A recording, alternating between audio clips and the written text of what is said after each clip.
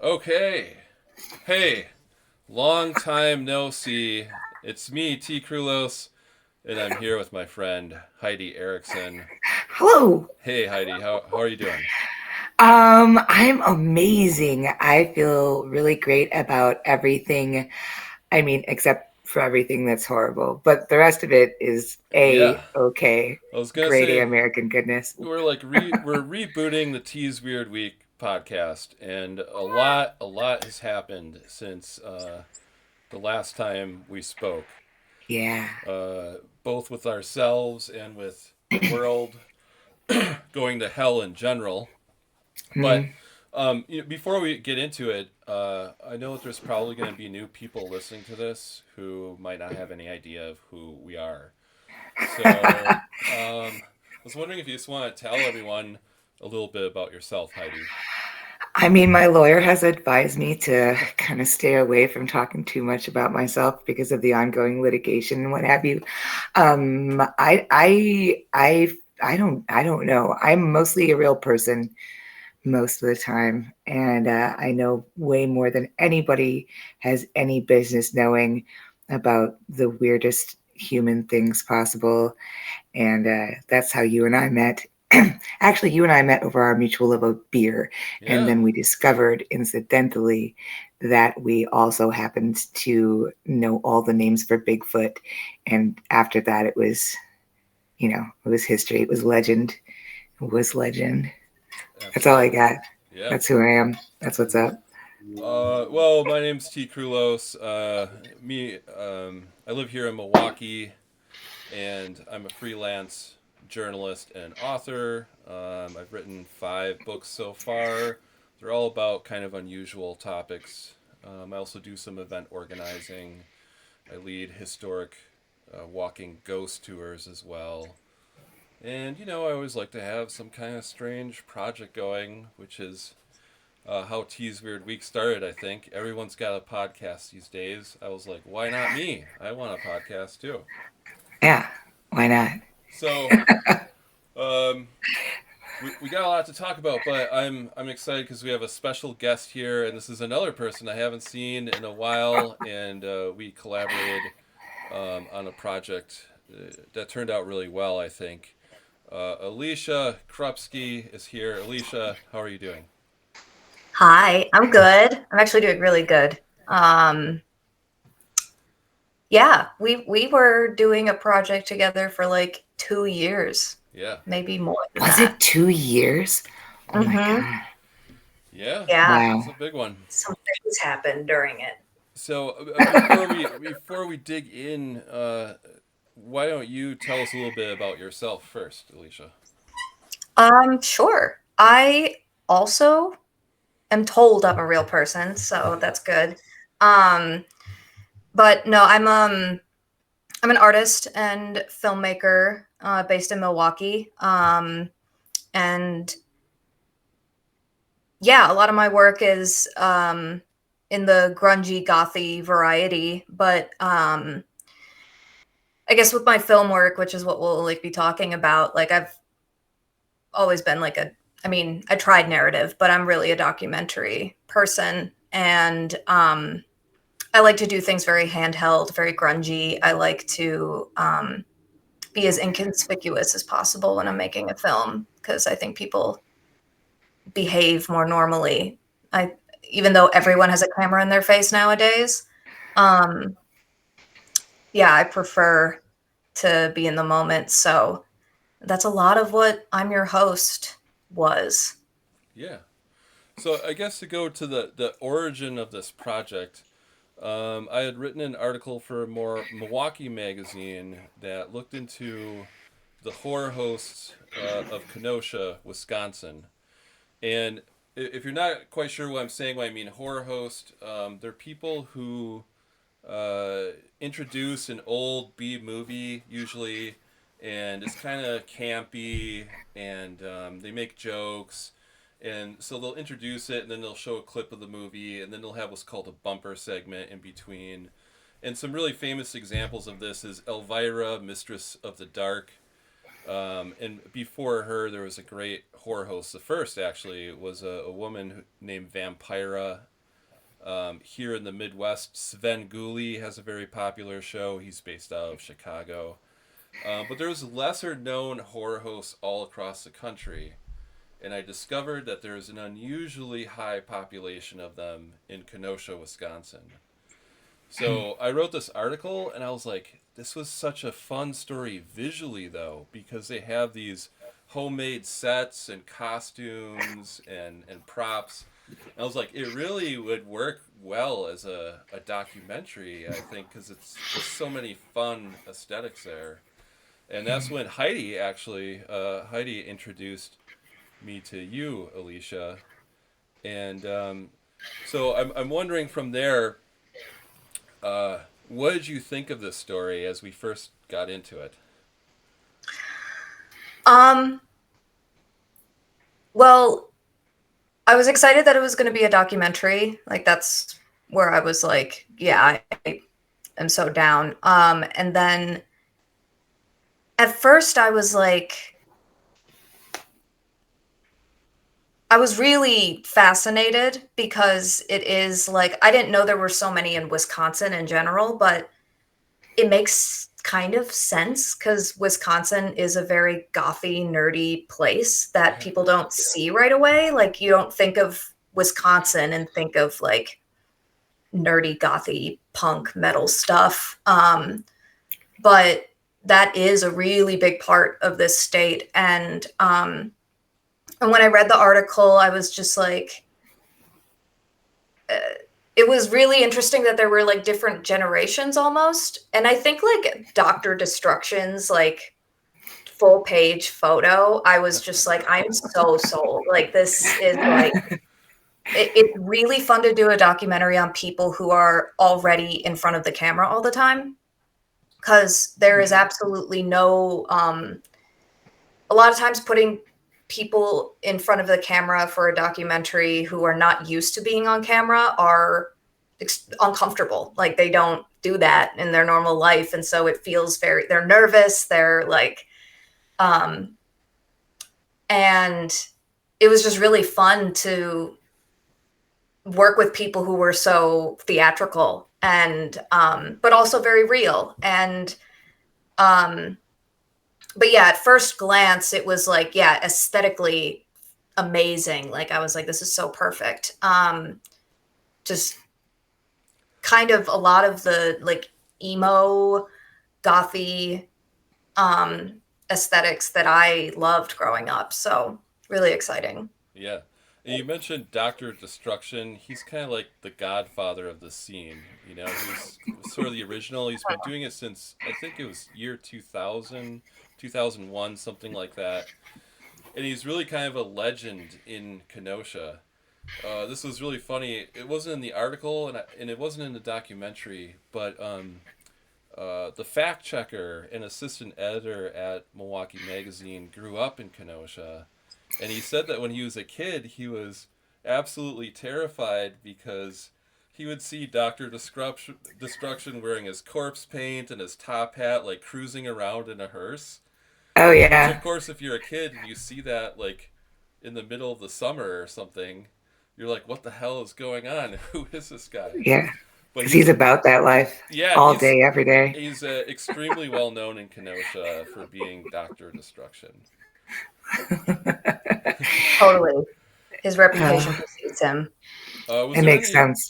Alicia, was there any like favorite moments that you had while working on this? Any of the interviews or like any of the footage that you got?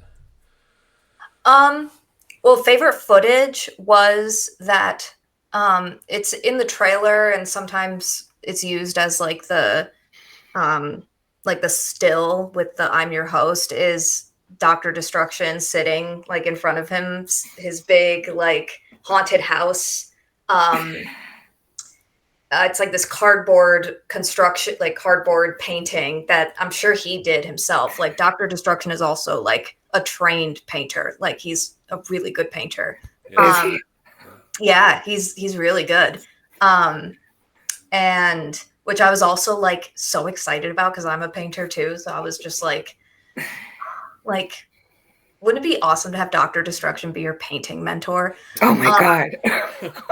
I would never miss a class ever. Right. Yes. Like it's so good. But that shot, the lighting was beautiful, and it was just like this quiet, like it was just haunting, but also like a star, like you're witnessing a star kind of. And so that's like my favorite footage that came back. And then the cornfield shot, we both like were like, that's it, that's the one. And then favorite moments, I do think one of my favorite moments, like the energy in the air, was Dr. Destruction's Hall of Fame moment when everyone was in the same room. There was like, not to spoil anything, but it was this coming together moment of all the hosts after 2 pretty rough years. And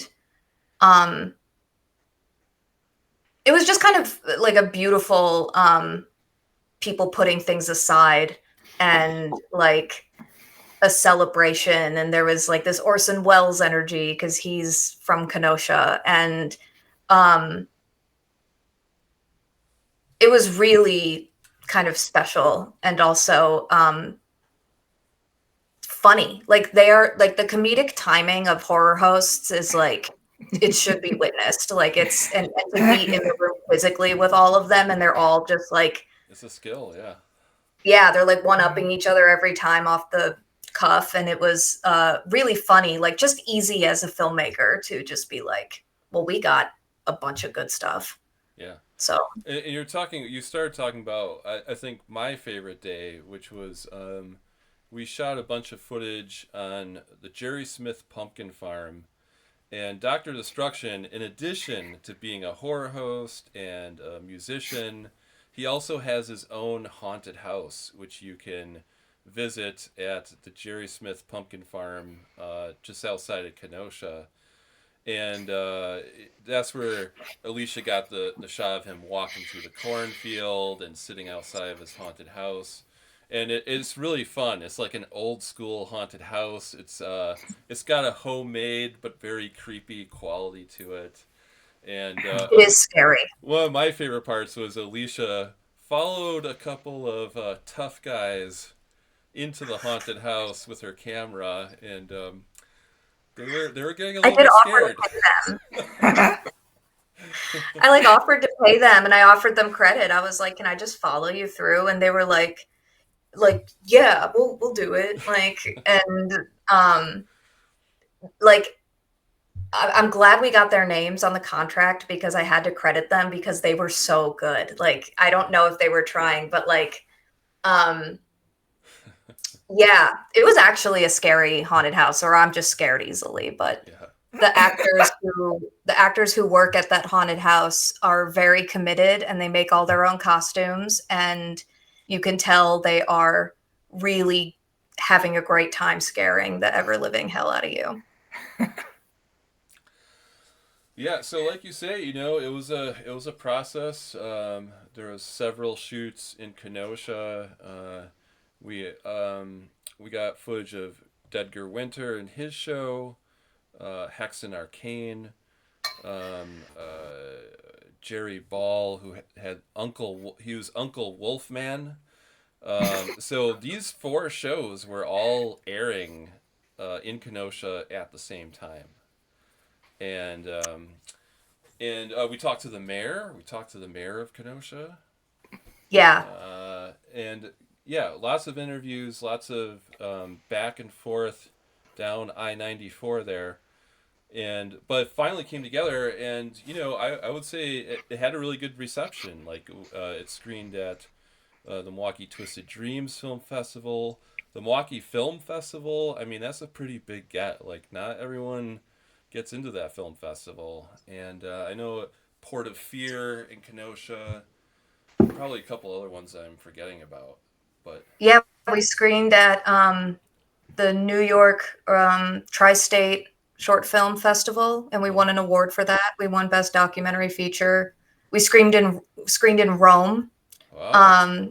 at a short film festival, and then we screened in Seoul, Wow. South Korea. So those are a couple little festivals that reached out and wanted to screen it, and when I sent it in, they showed it, and we got awards. So it was like we got a couple laurels. So I can kind of picture like Dr. Destruction becoming big in South Korea.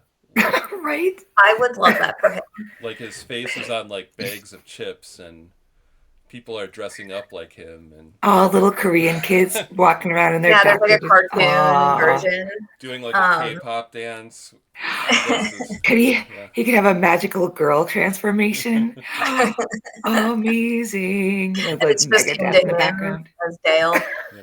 Like, Awesome. And Yeah. now, I mean, the reason we're talking about this now, by the way, is people can now see it anywhere in the world on the internet because it's been uploaded to your site. And that's, by the way, if people want to check it out, the site is artforanti-villains.vhx.tv. You can rent or buy a copy. And it comes with some bonus stuff, right? What did you include with it? yeah, if you buy it, it comes with 2 posters, printable. The official and then the alt one with the trading cards. And then it comes with a print sheet of the trading cards that we did for promotion, which it was really cool because the band, Rat Bat Spider, who Love them. I love talking about this film, like the names I drop. I remember one time I was like, oh yeah, like, and I was like, I had watched it so many times, so I was just like, whatever. But who is the guy? He's in all these interviews with them. Oh, but just being like, oh yeah, that's Dr. Cryptosis. Oh yeah, that's like Igor, or like or like something, like just these names flying off.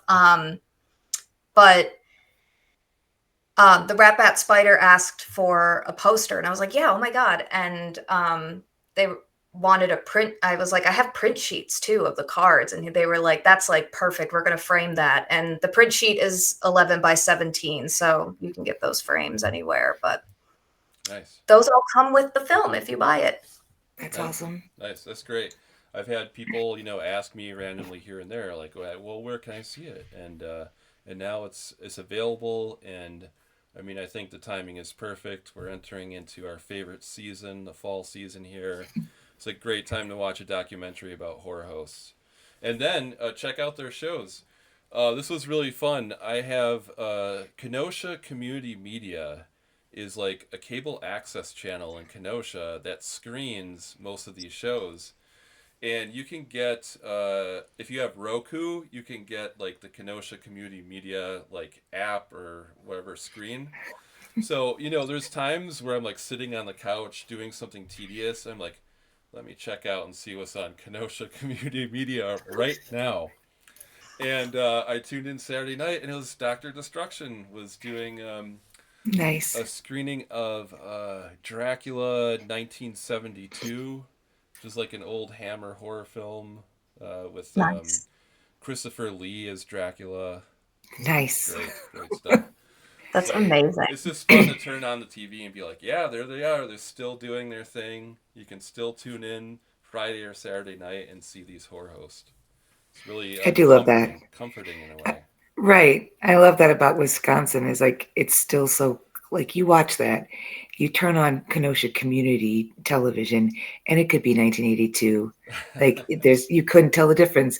There's something so classically creepy about Wisconsin. I remember the corn maze scene in the movie because I never saw anything of the movie at all, deliberately like completely distanced myself from it while you guys were making it so that I saw it the first time when everybody else saw it. And it was shockingly good. It's always one of those things when your friends make art that you're going to support them no matter what. But it's almost when they're good, it's almost harder to be like, Jesus Christ, that was amazing. Actually, like truly, that was amazing. because the movie itself is fun and funny and clever and cute and is aesthetically pleasing, but it's also really emotional. Like I cried 2 or 3 times during that movie, Yeah. and I didn't expect that to happen. I absolutely did not expect that to happen. But I remember the scene through the corn maze, and it reminded me of everything about being a teenager in Wisconsin and how deeply bizarre and unsettlingly emo that it is just in general. I definitely remember living here because I didn't move here till I was 15 years old, and having a 2-year period of time where I was like, "Am I in a coma?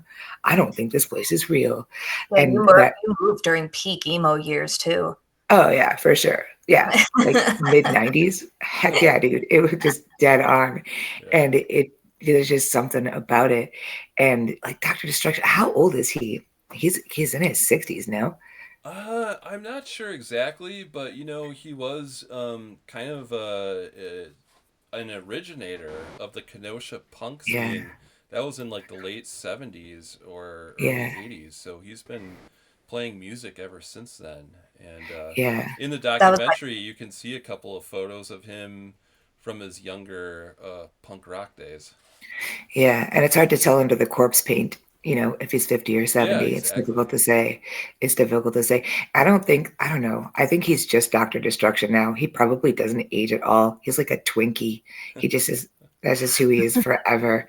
Twinkie in a top hat Well, is what he is. he does an annual show called the Doreen Gray Art Show, and Doreen Oh, Gray, of course, is a classic story where the guy has a painting and the painting ages, but he doesn't, because he's made right. like a supernatural deal. So maybe he's hiding who he is in plain sight by doing that show. I don't know. Gosh, I really hope so. I really hope he's made a deal with some sort of demon or perhaps even Satan himself. That would be marvelous. I just like to know the devil was in Kenosha because I'd like that confirmed for everyone. I think that's a really good idea. I'm sorry I never got to be a little child traumatized by him driving around in a hearse, though. That seems like a failure of the narrative for sure.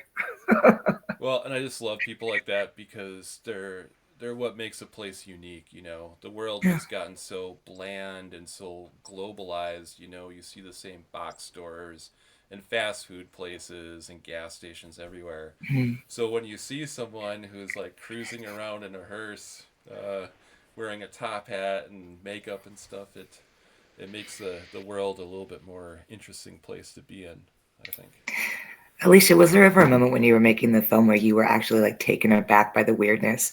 Where you're like, whoa, I'm disoriented. I don't know if this is real life anymore. I mean, like I'm a little bit immune to certain things because Sure. I was raised by clowns pretty much, but I like I think more than anything there were just like moments of just delight. Like um one thing about Dr. Destruction and that whole group, like there's their personas, and then there's their characters and their shows, and then there's this whole world outside of the horror hosting thing in Kenosha, which Mhm. is just like the metal scene and the punk scene and the art scene. Right. And Yeah. one thing about like that Dorian Gray art show and a lot of his art shows is he invites everybody, and like people have tables where they're selling their artwork, and bands are playing, and like he's there first, like before everybody. Like, and he's like at one point, what did I need to do? I needed to grab something from the gas station or something. He's like, I'll drive you. And I don't even think he was in makeup, but we're driving the Dr. Destruction van, and it like shuts off. Like it like the engine dies halfway through, and he just looks at me and goes, just give it a moment, and like fixes the key and like shifts the gear, and it like starts up again. And I was just like, this is something that if you've lived a life on YouTube and Instagram, like you can't explain this to somebody how like real that is and how funny it is. And um yeah, they're the type of people who, yes, they have these characters, but like they are just as much that outside of it, and Mhm. they make things happen, and they're outside of the world of social media in a way, despite working on it. So yeah, but there were a lot of moments where I was like, I accidentally got jump scared. Like I would turn around and a dude in like a skull mask would be there and I'd be like, oh my God. Or, like a baby doll thing. And he'd be like, just move that, like take a seat. And it's so like, but you're comforted by how casual they're all treating it, which is the best part of it. That's the best part of the whole thing. So, and thank you, Heidi, for your kind words. That was very sweet. Oh, that's real life. I'm not a nice person. I wouldn't have said that if it wasn't true. I truly was taken aback. But the night I saw the premiere, it was one of like, because I'd known you for a while and I'd known T for a while. And when it occurred to me that the two of you should be working together, it was one of those moments where I was like, there go together like peas and carrots. And sure as hell, that was what it was. And I knew that you guys were going to make good art together. Like I knew that was going to happen. I was like, those vibes are so like synchronous. That's going to be so good. But I did not know what direction it was going to take. Because, okay, so Alicia can absolutely vanish in a room full of people. She can vanish. I've seen you do it. You're like a marshmallow in a cup of hot chocolate. It just goes down. Yeah, I'm like 5'2" and wearing black. Yeah. But then I'll turn around the next day and like Alicia will show up in a 3-piece white linen suit, looking like David Bowie from that vampire movie from the 80s. You remember that one? That's real. She was in an art show and showed up. I swear to God, that's real life. So like you've got that like weird, like synchronous duality. And T, your description of yourself, okay, I'm rewriting it for you. T. Krulos is a national hero. He is a legend. T does everything all the time. And he's like 6 foot. How tall are you, T? Like 6'8", 9, 15? No, 6'5". He's a big dude. He's a big dude. Like 6'5". I think the first time I saw T, I was like, that dude could probably pound somebody into the ground like a railroad spike if he really wanted to, just crack, just like that. But I've never seen anybody be uncomfortable around T. Like the second you spend 30 seconds with T and like you'll tell him anything. Like it's magic. I don't know. I think maybe, I'm not sure if it could be voodoo. I never asked. It's better not to ask those things. So I was like, okay, cool. You guys are going to make a documentary. That's going to be so fantastic. But I went to the screening not expecting anything because I love both of you. And I was like, if this sucks, I am not going to show that on my face. I'm going to be like, you're the best ever. Good job, guys. High five. And then I'm like halfway into this movie, and I don't want to spoil the documentary for anybody, but there's some very emotional things that go on during the period of time that you're shooting this movie. Like some very intense things happen in this community of people, this very tight-knit community of weirdos who share this kind of experience of existence with each other. And I'm like sitting there crying into my popcorn about this documentary about possibly the cheesiest thing in the universe, which is like a late night cable access like horror host. And I'm just sitting there and I was like, I wasn't prepared for it to be that good. Like I didn't have like a pre-prepared response for it at all. I was like, shit, what am I going to say to Alicia? She's going to think I'm lying when I tell her I cried into my popcorn. But I did. It's remarkable. And I don't know what you guys said on screen and set there, but like I definitely I went to Wendigo Fest that following year. And people, the horror hosts I had never met in my entire life, I don't know these people, came up to me and were like, oh, are you Heidi? You're T's friend, you're Alicia's friend. And I was like, am I? Because if they're wanted by the FBI, I do not know them. I've never met them in my life. But like they loved you guys. They loved you, both of you. They were so happy to tell that story to people who they thought were taking them seriously as artists and as people. And you really got that from them when you talked to them about the film.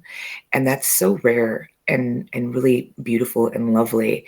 And it just was it was just a real nice Midwestern Wisconsin moment just like talking to them about making the film and how much they like doing it and how glad they were that you were there with them through these very intense situations.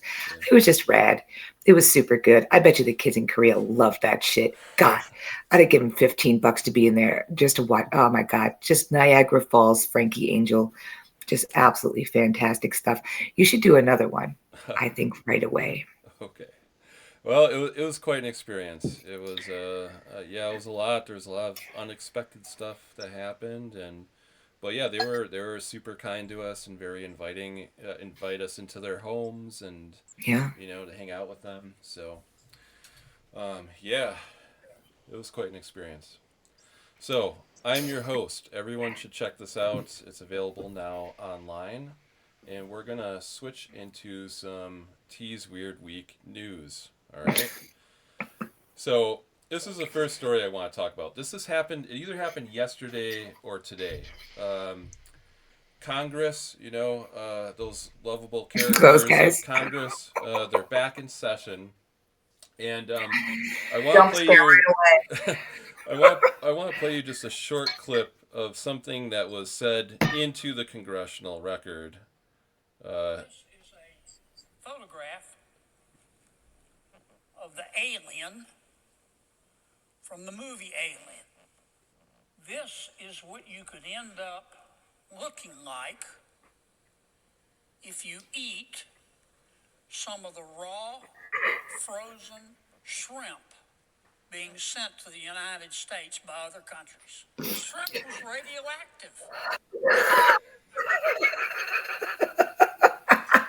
So that was the voice of Senator John Neely Kennedy, the distinguished Republican senator from Louisiana.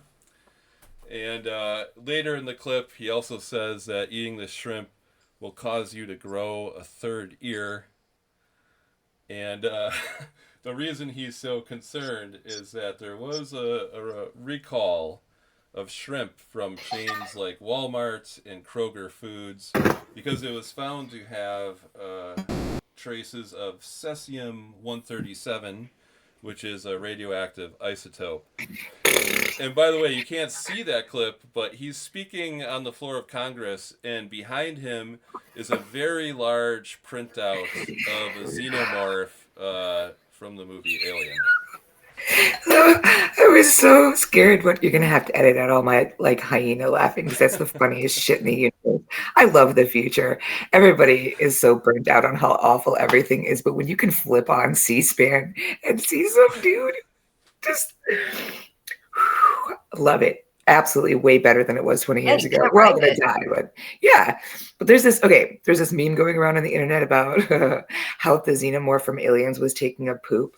It would squat to poop and another smaller butt would come out and that butt would poop. And I just wanted for a second, I was like, what if the intern who was like doing the image searching for this guy and that was because it could. This is the world we live in. That's 100% what we could have had. It's just a picture of a smaller butt. Fucking Christ. Cesium isn't even that radioactive. I think that's what they used to color pop rocks with in the 90s, and we're all fine. Yeah. So I will say, yeah, exactly. I will say probably not a good idea to eat radioactive shrimp, but I have a feeling that most stuff is. For example, this was a story just from July. They also discovered that there's a nuclear facility in South Carolina, and that the wasps in that area were actually radioactive wasps. So it's kind of like, look, anything could be radioactive, and it's probably not good to eat it, but you're probably also not going to actually transform into a xenomorph and grow a third ear, as the senator What's says the point? you're going to. What's even the point then? Why bother? I don't know. Whatever. We've all had gas station sushi. It can't be that bad. Here's the thing, though, is like they totally defended the FDA. Like they'd never read Slaughterhouse. That's not the worst stuff that's going to be on our food here coming up. I absolutely promise you. But I'm glad it was radioactivity first. Now we're at least all paying attention, and that's super exciting. But I think they said that shrimp came from Indonesia. They're not entirely sure why it was radioactive. They don't know where it. That's my bigger question. Less than like if you buy $1.99 shrimp, you are rolling the dice every single time. Could it be cesium? Could it be red number 40? Could it be grandma's ashes? You don't know. It is $1.99 shrimp. What I want to know is, why was it radioactive? Where did it come from? Is there any more someone said there was some vegetables they had found too that were also radioactive. So it might have been from the ship that it was on, because they discovered the radioactivity on the shipping container that they were bringing it off of, long after half of the shrimp was already in Walmart and people were already tossing it into their salads or whatever. But I don't know. There's some Godzilla stuff going on in Indonesia, maybe. I also gotta say that Senator Kennedy is kind of famous for saying ridiculous things, and they're extra ridiculous because he's got a real thick Louisiana accent. Radioactive shrimp. Radioactive shrimp. You're gonna grow another butt to poop out of your smaller butt. Okay. All right. So we missed a lot of stories since we've been off the air. So we don't have time to review all of them. But I wanted to mention this one really caught my attention when it happened. And it's just like, this is our public service announcement, I feel like. But this is back from December, right before New Year's. Two men were found dead of exposure in Washington State. And they were out in the woods because they were looking for Sasquatch. So, exposure. Yeah. Well, yeah. These two men were from Oregon, and they went missing. There was a search, and sure enough, they found them deceased there. And but here's what I found really interesting about this too.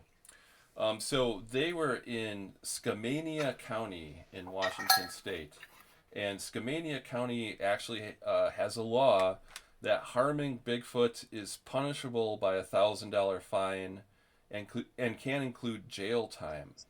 And the law was created to protect the mysterious creature and there's an and here, to prevent hunters with large beards from accidentally getting shot. But the clean-shaven ones are on their own. Fuck those kids.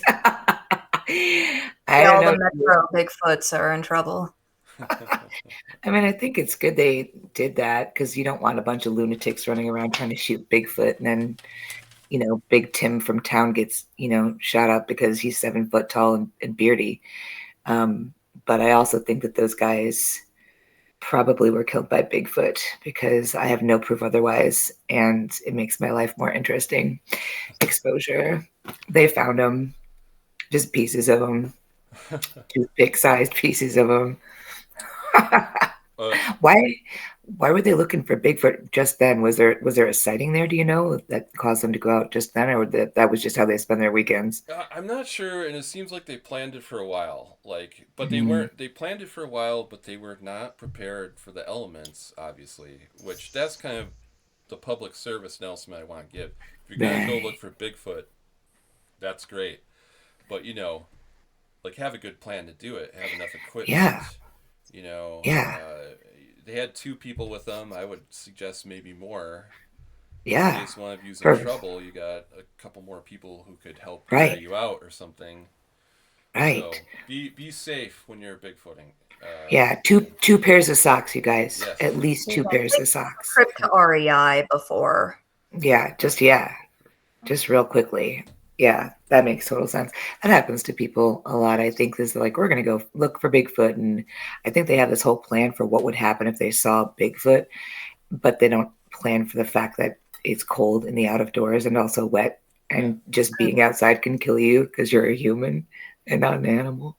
Yeah. What would they have done if they had found him? That's the other thing I always wonder is, do you think where you're going to, I guess take his picture. Take their picture. Yeah, right. Hey. Right. That's what all of these people, they think they're gonna find that definitive evidence, and they're gonna become famous because they're the one who got an actual decent photo of Bigfoot instead of a blurry one that's a mile away. Nobody's going to believe it. There's been super clear pictures of what people claim to be Bigfoot. There's that one fella, I know you know who this is, T, because you got all those dudes on speed dial. He took a picture of what they said was a juvenile Bigfoot, and it's really clear. Oh, yeah. And it's right, what I'm talking about? And everybody's like, that's a mask. Bigfoot doesn't look like that. I'm like, how the fuck do you know, Dave? Yeah. Like, what are you? It's in your Encyclopedia Britannica. Right. I don't think so. Yeah. Yeah, it's like the ghost hunters. Like, what's that one super douchey guy? Zach Baggins. Baggins. And Right. his fucking lip gloss. Like, they go looking for ghosts, and then a second, like, something goes bump. They go screaming out into the night. And it's like, you weren't actually hunting for ghosts then, because that's not how hunting works. And you can't hunt for Bigfoot. Oh, I don't get. yeah. It's a weird, uh, like, group of people, and it's very like I don't know. It's hard to make heads or tails of some of the people involved with it and what their actual motivation is.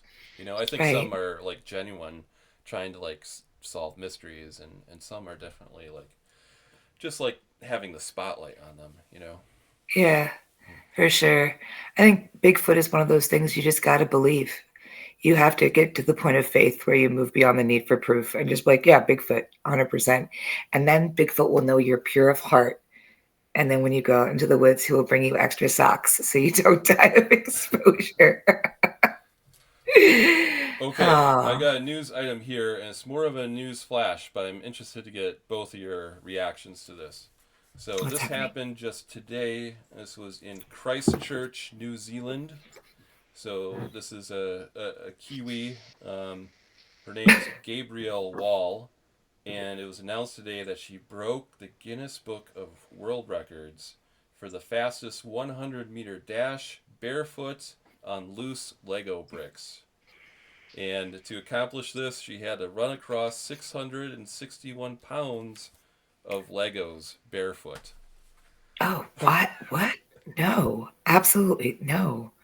No, Heidi, you got a absolutely kid, not. right? Have you ever stepped on Legos barefoot? Yeah, yeah, I have. And I mean, it's a hazard of the job. That's gonna happen. It's awful. It's like it's torturous. I can't imagine. That's like the kind of thing that you do when you lose a bet or get kidnapped by like guerrilla soldiers or something like that. Like, I don't, how did she know she could do that? How did she she train she for that? trained by being like barefoot all the time. The article said she even attended her friend's wedding barefoot, just so she could develop calluses on her feet, so she could accomplish this. Sure, New way to make a Victorian child pass out just dropped. sure. Sure. Why not? Did she get like a big prize? Did she win a bunch of money? No, she gets mentioned in the Guinness Book of World Records, which is like a Ah, 800-page book of records. bragging rights. Yes. Got it. Oh yeah. See, that's Alicia, why I would you just do brag it? about What if someone everything. paid you, Alicia? Would you be able to do that? Be able is key wording there, T.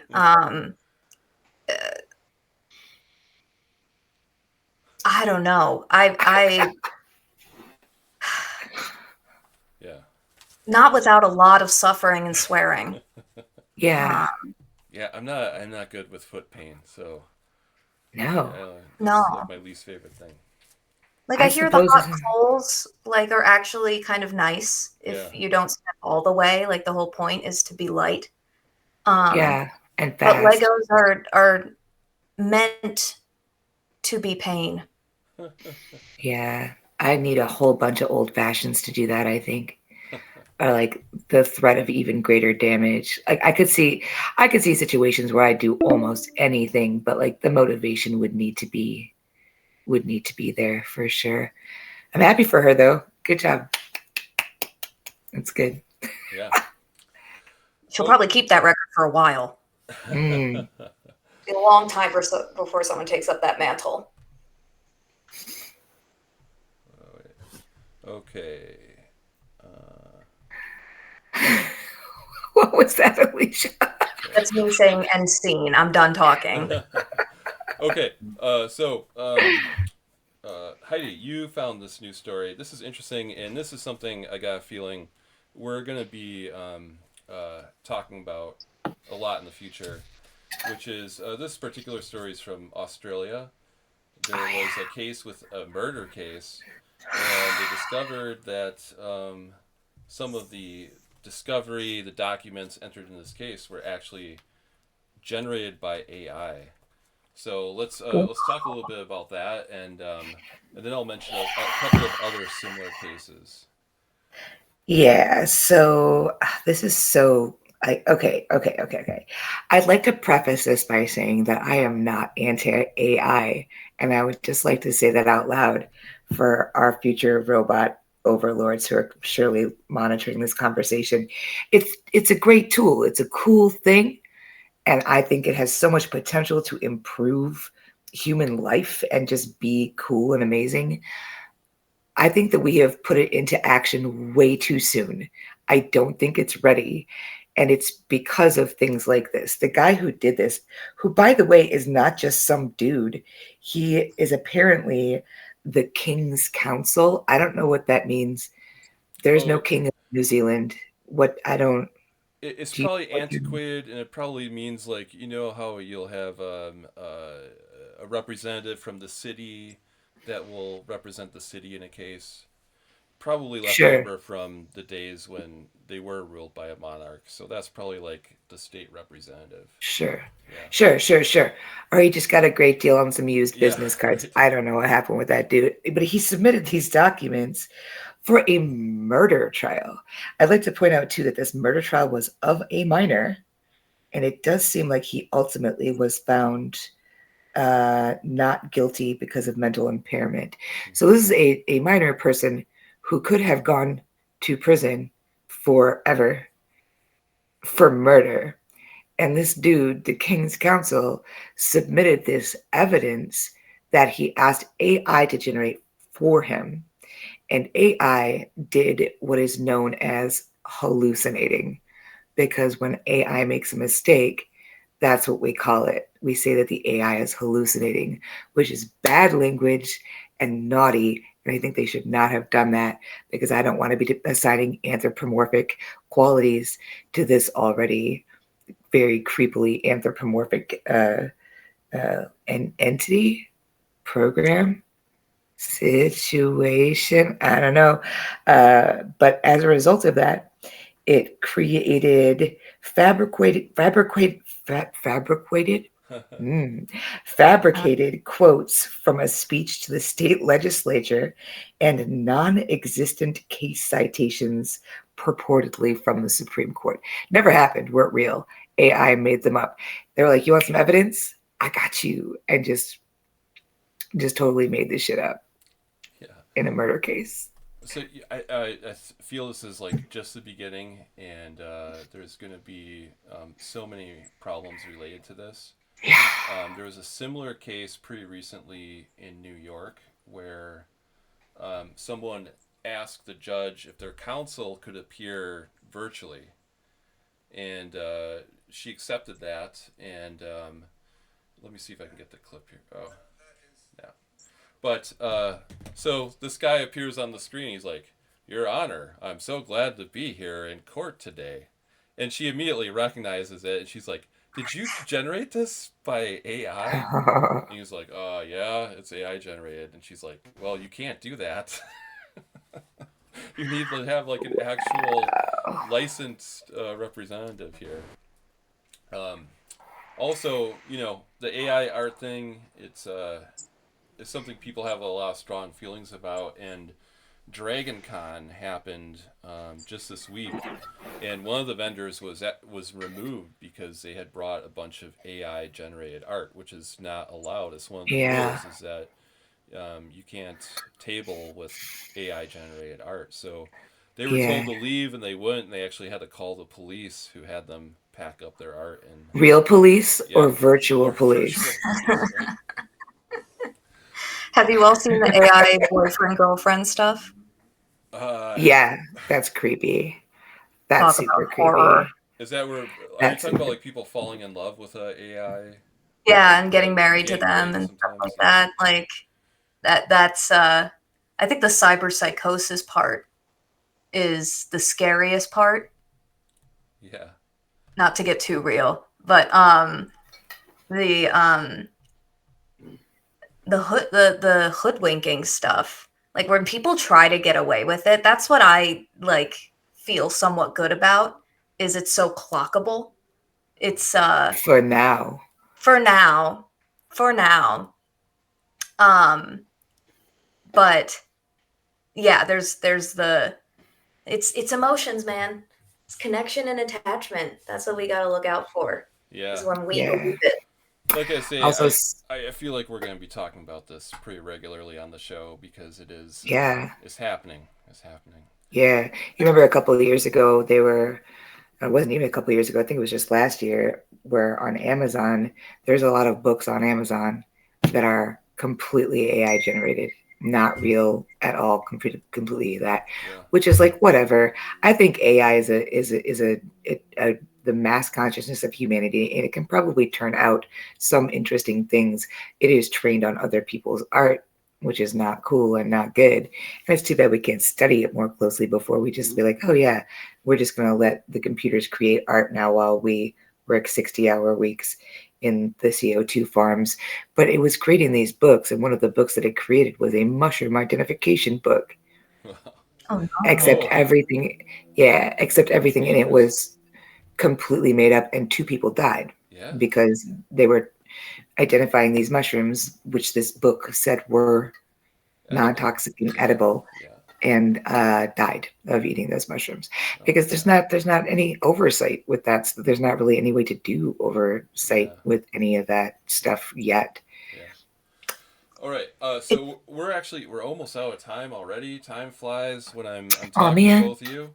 But one last story I wanted to mention real quick. La Boo Boo is here's a fun fact. My sister is actually a La Boo Boo dealer. What? She buys La Boo Boos and resells them. I thought you meant she sold drugs to Labubu's. No, she deals La Boo Boos to people. But you know how the internet is. They like to get hysterical. I mean, people like to get hysterical. This has happened since It's fun. It's a fun time. Panic, the Salem witch trials, all throughout history. But the big thing online is that La Boo Boo is actually Pazuzu in disguise, Pazuzu. the famous Mesopotamian demon who was made famous, especially in The Exorcist. But Pazuzu or La Boo Boo, one and the same. There's a great video of a Catholic priest talking about this. Cleansing a La Boo Boo. Oh, great. You keep that guy away from my La Boo Boo. My La Boo Boo is just how I want it. I like my haunted cursed.